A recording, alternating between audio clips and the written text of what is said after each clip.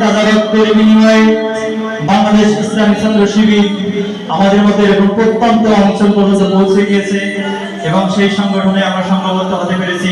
মহান আল্লাহ তাআলা ভাইদেরকে জান্নাতের সর্বোচ্চ মাকাম জান্নাতুল ফেরদৌস নসিব করে সকলে বলি আমিন।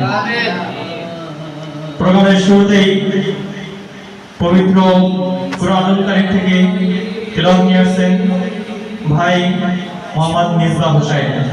তাকে কুরআন তেলাওয়াত করার জন্য অনুরোধ করতেছি।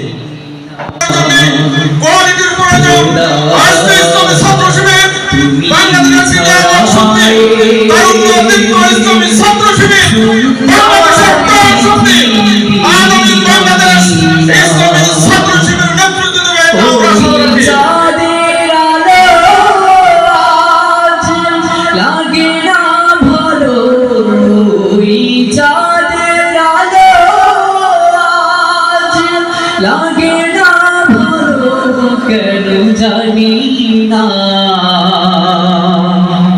তুমি ছাড়া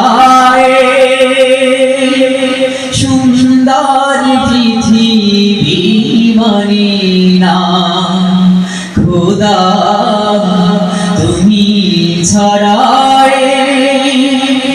সুন্দর পৃথিবী মানি না।